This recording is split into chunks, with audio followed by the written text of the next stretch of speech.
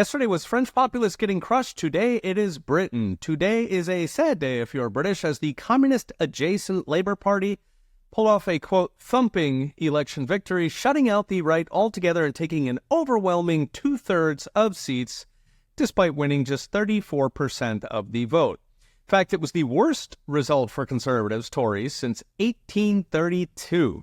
Note, foreigners can vote in Britain. They make up a tenth of the population, and they massively vote Labour, meaning that British citizens are now ruled by a government that perhaps a quarter of them actually chose. Once again, democracy in action.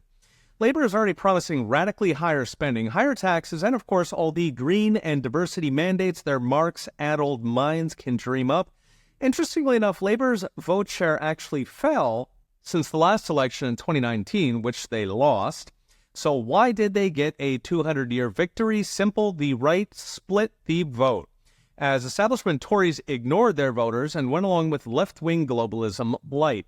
That apparently sent half their voters to Nigel Farage's Reform Party, and given Britain's winner-take-all election system, the Tories' stupidity handed the country to Labour on a silver platter.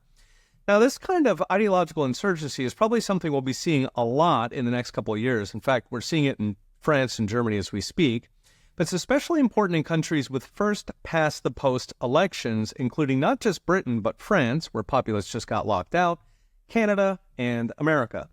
It's interesting to contrast how ideological insurgencies are playing out in America, where both major parties are currently facing insurgencies. For the Republicans, it's MAGA. For the Democrats, it is hard-left progressives. Both parties hate the insurgents. In fact, nobody actually likes each other in politics. But they also know that splitting the vote is suicidal, so they negotiate. They negotiate dirty, yes, but establishment parties face mutually assured destruction if they split the vote, so they have to make concessions.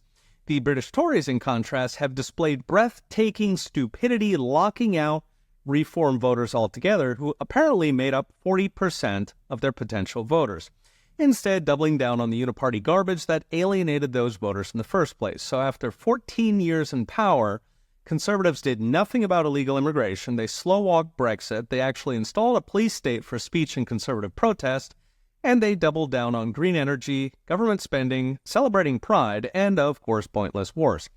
At the end of the day, a lot of Tory voters probably figured, why bother? So what's next? Brought to you by Unchained.com. Near-term things will get worse in Britain. More spending despite soaring national debt, currently rising 18% annualized, along with more regulations, more political mandates, more speech police, and, of course, more mass migration. The new PM already canceled a long-planned deportation scheme on day one. But the wider question, not just in Britain but across the West, is will Conservatives finally decide to fight for their voters, or will they crawl off to die, handing the keys to populists who are willing to fight? Okay, we'll be watching. See you next time.